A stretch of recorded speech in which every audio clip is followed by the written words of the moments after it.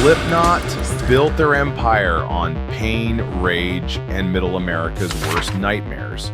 Since 1995, they've been Iowa's loudest export. 9 masked maniacs making metal that punches like a seizure. They beat each other senseless on stage, set themselves on fire, and treated every concert like a riot waiting to happen, and proudly called their fans maggots. But if you look past the masks and the mayhem, the real horror is off stage. Dead members, rehab stints, feuds that never healed, enough tragedy to make you wonder if Slipknot pissed off the wrong demon. And in this video, we're diving headfirst into the ugliest corners of Slipknot's story.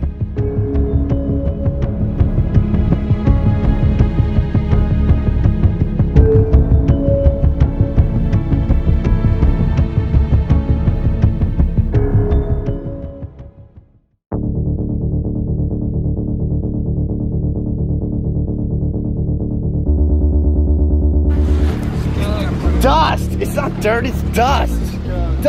Dust is worse than dirt is better than dust. All right, man. Dude, do you have any beers? No, I do not. I bummed this one. They called him the Pig, but Paul Gray was the heart of Slipknot. In 2010, that heart stopped beating. Found dead in some Iowa hotel room, face down in the silence he'd spent years drowning out with deafening bass lines. There were needles by the bed and pills on the floor. Morphine and fentanyl, a death cocktail that's been wiping out artists for years. Developing story right now, just within the last few hours, we've confirmed that the bassist for the band Slipknot has died. He was found dead in an Urbandale motel room. News Channel 8's Amanda Lewis has the details. Amanda. Well, they've been circulating rumors all day about 38-year-old Paul Gray, and now we're learning that those rumors are true. This was the moment Slipknot's armor cracked. Paul Gray dies, and suddenly the 9-headed beast looks human. No masks, no theatrics, just 8 shattered guys in a press room sitting next to Paul's pregnant wife, looking like they hadn't slept in days. Yesterday we lost our brother. And the world seems a little smaller because of it.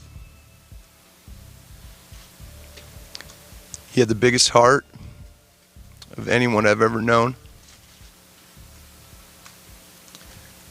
And he had the greatest soul I've ever had the privilege to know. He was everything that was wonderful about this band and about this group of people. Corey Taylor tried to talk, but emotion choked him out. For fans used to fire and fury, this wasn't just shocking, it was intimate, almost uncomfortable. Paul is my husband, an amazing person, and I just want people to remember him for just that. And his daughter will remember him for the way he was. The kind of grief you feel in your bones. For once, the noise stopped and the silence said everything. Gray's death blew a hole in Slipknot's foundation. Turns out he'd been battling addiction for years, and his own doctor was dragged into court, accused of feeding him the very drugs that killed him. Slipknot hit pause, no shows, no music, just silence. The guy who held their sound together was gone, and for a moment the band looked like it might not survive.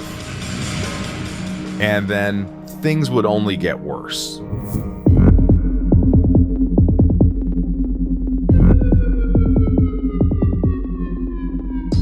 I mean, there are definitely moments where, especially during certain songs, that I remember little moments that me and Joey would have. Yeah. You know, and we would always kind of look at each other and we'd fucking make each other laugh, you know.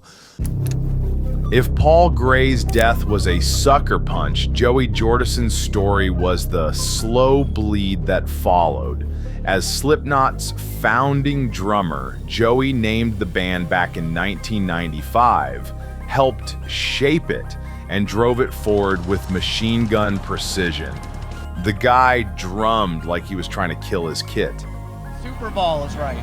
Super Bowl is right. That was a nickname that I got in the early Slipknot days because I get myself so worked up. I was kind of like literally bouncing off the walls, and Sean from Slipknot, Clown, he's like, man, you're like a Super Ball, and it just ended up sticking, you know, with the crew and the band and everything. So that's how I got the nickname. It was a long time ago. This is like 1997, 98. Way back so when. yeah. All right, so there you go. More fiction and a little bit But of behind that chaos was a body slowly betraying him, and nobody saw it coming. Out of the blue in 2013, Slipknot dropped Joey Jordison like a bad habit. No warning, just a vague personal reasons statement and radio silence.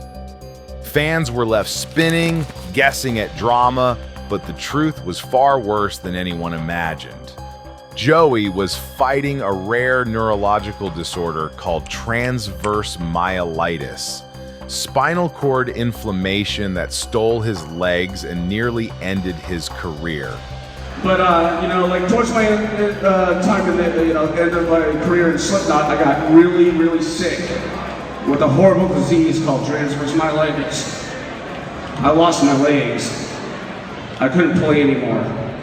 It was a form of multiple sclerosis, which I don't wish on my worst enemy. In short, he lost the ability to control his body, so what did Slipknot do?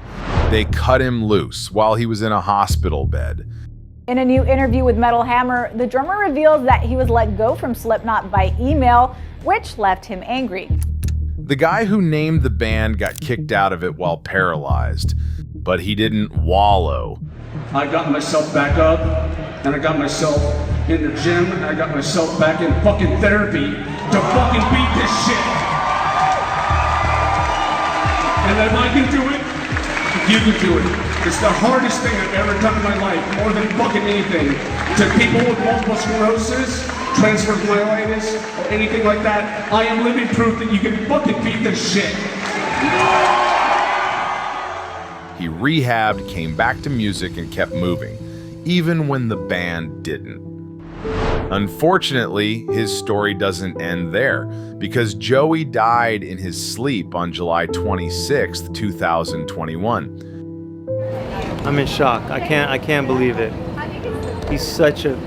That guy is such a fucking warrior. Loved drums, loved music, loved playing, would jump in and play with anybody if he felt like it was, you know, a passion, because he just loved heavy music. He loved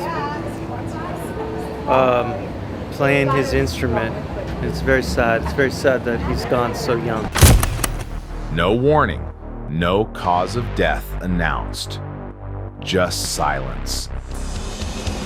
A man once so savage he would drum upside down on a spinning platform was suddenly gone, like a light switched off. No overdose, no scandal, just death, quiet and brutal. His family called it peaceful, fans called it devastating, but for all of us, it felt like the end of an era.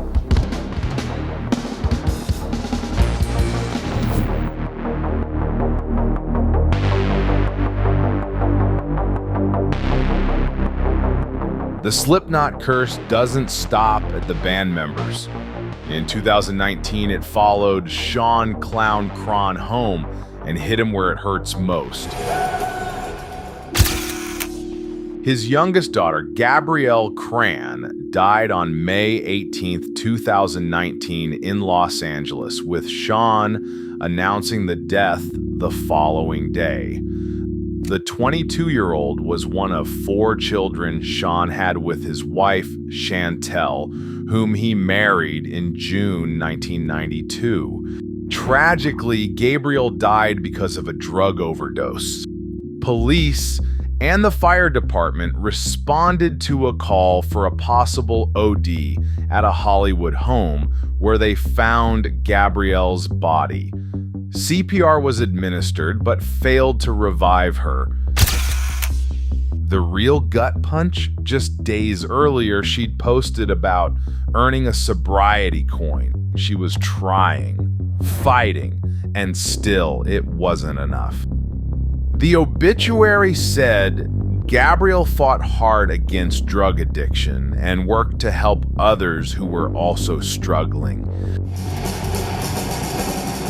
For decades, Clown turned pain into art and blood, filth, and chaos. He was brutal on stage, but now he was just a father standing in the wreckage of real loss. He had to bury his daughter, and no mask can protect you from that.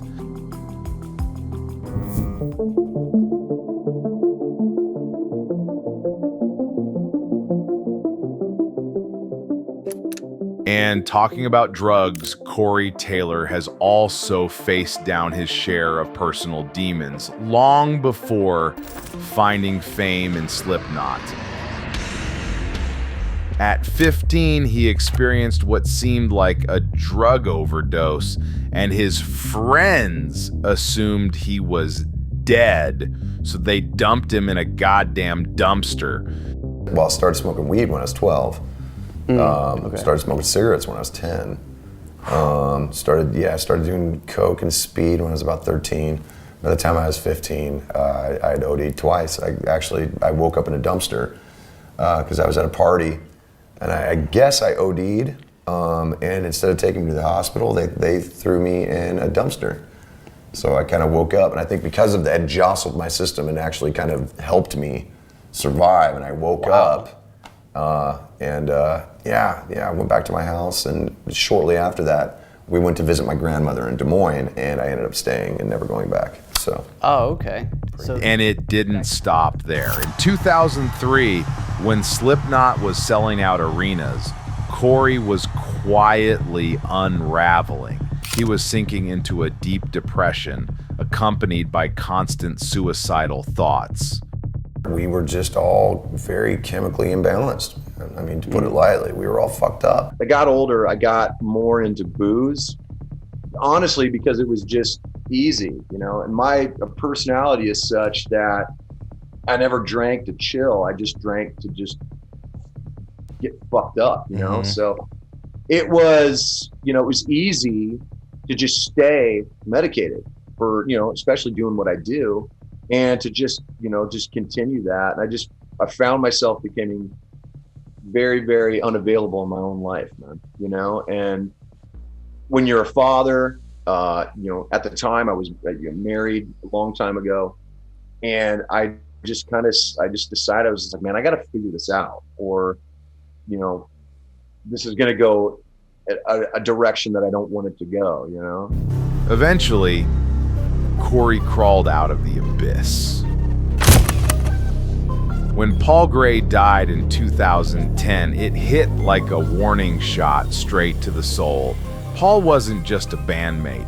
He was one of Corey's closest friends, and his death felt like a glimpse into the future Corey barely dodged.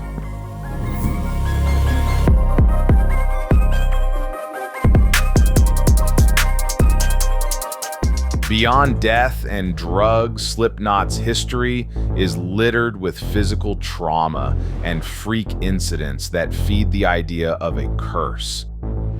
Take the infamous knife fight of 2015, when guitarist Mick Thompson, a towering figure known as Number 7, literally got stabbed in the back of the head during a drunken brawl by his own brother. Police rolled up to Mick's place in Iowa to find both men bleeding out after turning their house into a scene from a slasher film. 1 minute it's drinks and trash talk, next it's knives and hospital beds. Both Mick and his brother were found soaked in blood and hauled off in separate ambulances. Mick had a knife jammed into the back of his skull, and somehow it wasn't fatal, which is a miracle in itself. However, Slipknot shows are full contact, characterized by mosh pits that feel more like gladiator matches, where people bleed, break, and sometimes tragically don't make it out. Case in point, August 2019, Illinois. Richard Valadez, 62, is moshing his heart out during Sulphur. He gets slammed, drops to the ground, and starts seizing. Fans try to get him help, but medics can't push through the wall of bodies fast enough, and he dies that night. A fan who came for the music and left in a body bag. It's the kind of death that's hard to process and even harder to ignore. If there ever was such a thing as a Slipknot curse, one could argue that the curse doesn't care if you're on stage or in the crowd. And then there are the bizarre accidents that don't fit neatly in any category. For example, during the making of Slipknot's ferocious 2001 album Iowa, producer Ross Robinson broke his back in a dirt bike crash, forcing him into a wheelchair for much of the recording sessions. These weren't just accidents, they became part of the lore, part of the curse.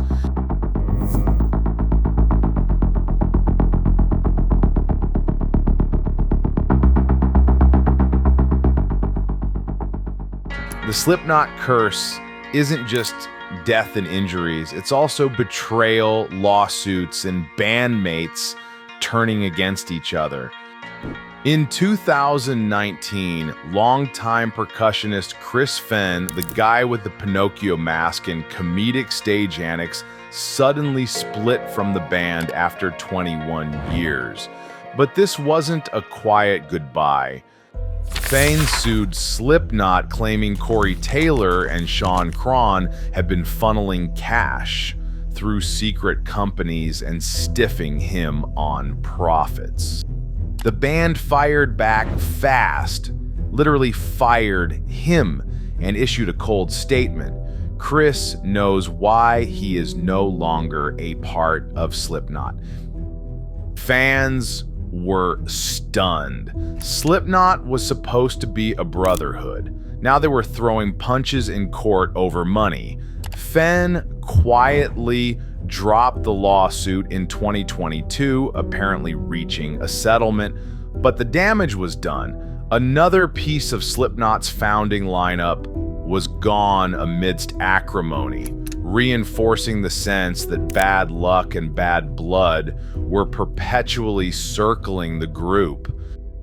As if death, lawsuits, and hospital visits weren't enough, Slipknot even caught strays from the most unlikely place.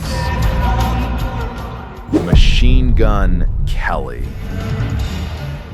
In 2021, the rapper turned pop punk poser took a swing at Slipknot on stage during Riot Fest, sneering, "Hey, you wanna know what I'm really happy that I'm not doing?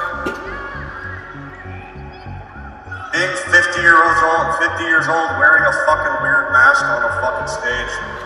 Fucking shit." Real bold, considering Slipknot was co-headlining the same festival. Corey Taylor fired back, revealing the beef actually started when MGK invited him to guest on a track, then didn't use his verse. Corey shared receipts proving he walked away first, saying the project wasn't his vibe. Translation: MGK's music sucks. Kelly later half apologized, saying he regretted the drama. By then, it was just another dumb feud in Slipknot's never-ending collection of chaos, because apparently even Gen Z pop punkers feel the need to come for the clown cults. On top of that, Slipknot have repeatedly been scapegoated in the media whenever a crime involves masks or aggressive music. That's been the media playbook for years. Anytime someone commits a violent crime wearing a mask or listening to aggressive music, the band's name gets dragged into the headlines. In 2003, two young killers in California stabbed a man to death and claimed Slipknot's disaster piece inspired them. Then, in 2008, a South African teen put on a DIY Slipknot mask, brought a sword to school, and murdered a classmate. Obviously, these were disturbed people with deeper issues, but the press didn't care. Easier to just blame Slipknot. Slipknot's story reads like metal mythology soaked in gasoline. They've buried brothers, bled on stage, and been dragged through lawsuits, stabbings, overdoses, and headlines blaming them for murder. And somehow they're still standing, still screaming, still setting fire to every stage they touch. Every scar, every loss, every punch thrown inside or outside the band only adds to the legend. Call it a curse if you want, but it never broke them. Slipknot doesn't run from pain, they weaponize it, and that's why their fans are so devout. This band was forged in hell, and they made it sound like home.